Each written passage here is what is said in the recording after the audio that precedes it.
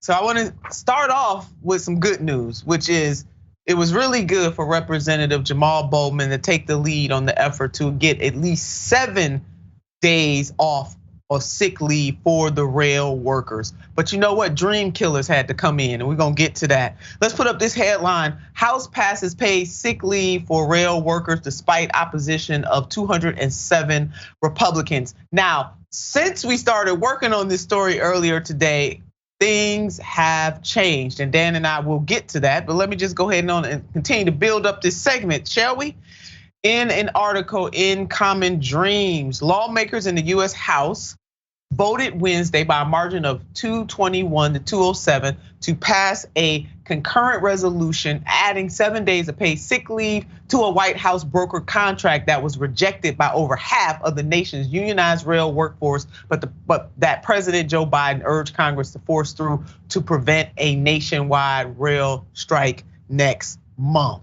So we know what's happening here. The Congress, the president and the Congress ramming this down the workers' throats. Again, thanks to Congressman Bowman for really trying to get at least 7 sick days in for the workers.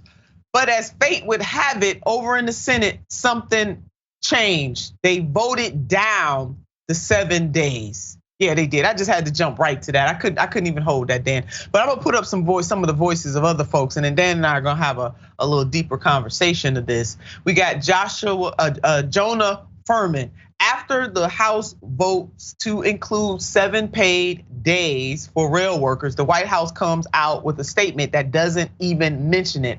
So you mean to tell me the pro-labor president in a statement doesn't even mention what Representative Jamal and others were trying to do in the House? Nope, did not say a mumbling word. Both the strike averting resolution and the concurrent resolution adding the 7 days left the House and went to the Senate. I already gave you a spoiler alert. I told you already what happened in the Senate, but let's go ahead and put up this headline or this tweet coming from Dr. Heather Galtney.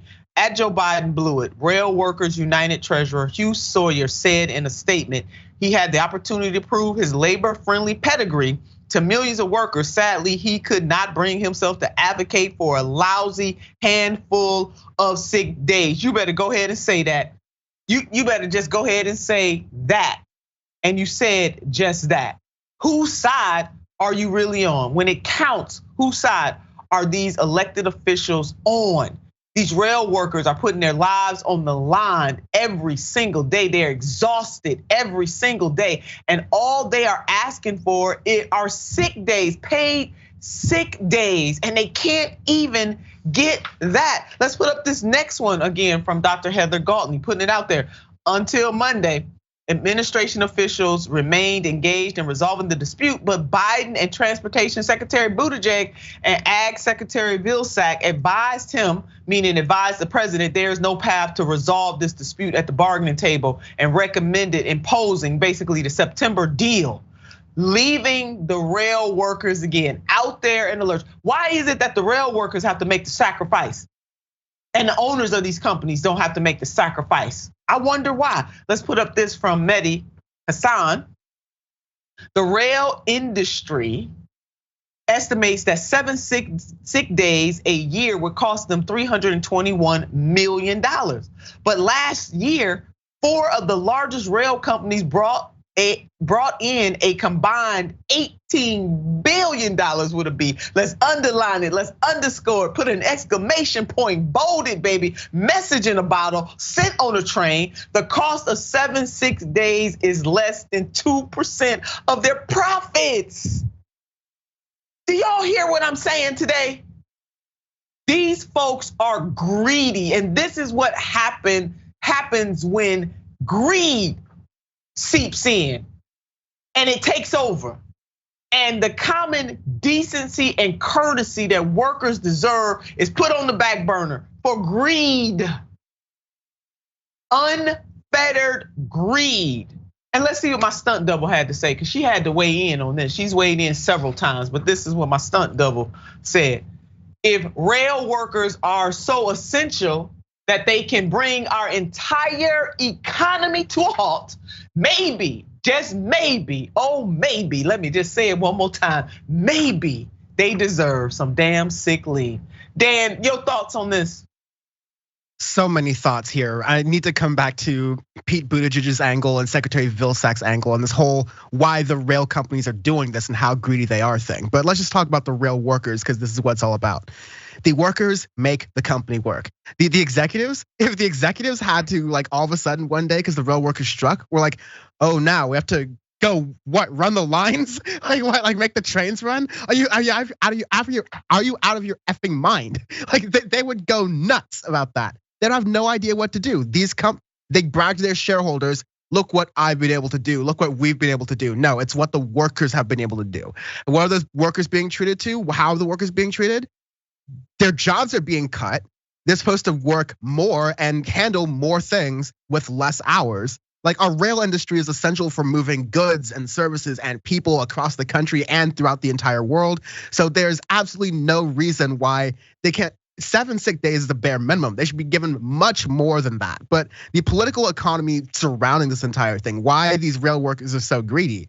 When I see people like Pete Buttigieg and Vilsack going, no, let's not give them what they want. Let's go back. Let's go 2 steps backwards for these rail workers, because we prioritize capital and capital movement among the people who make that capital movement possible. The people who allow the fat cats to sit on that wealth, screw them. Let's work them to the bone.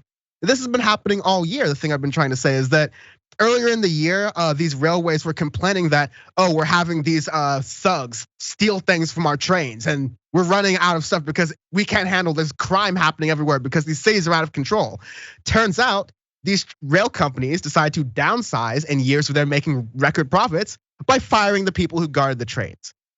So they're gonna complain no matter what. They're going to complain about the market conditions, about we can't make 50 cents more profit this quarter than we did last quarter. So it's going to be everyone's fault but ours. But at the end of the day, all of that wealth is produced because of the workers, and all that surplus value that they have exists because that these CEOs and executives keep screwing the workers. So again, what Mayor Hassan said, 2% of that income. Come on. Pete Buttigieg and the Vilsack should be ashamed of themselves. And I mean, honestly, we know who they are, but Joe Biden needs to really stand up for labor here.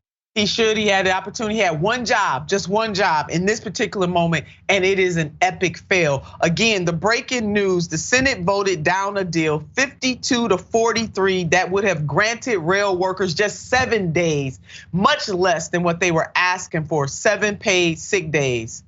This was the crux of the rail strike standoff. Railroad workers in the US do not receive a single paid sick day. And this is coming from a tweet that was put out by Lauren Curley. So the Senate voted down what Representative Jamal Bowman and others were pushing in the House of Representatives. Shame on these folks. I think it was Dr. Maya Angelou who once said, when people show you who they are, baby, believe them. Y'all need to believe these folks. We should be taken to the streets over this.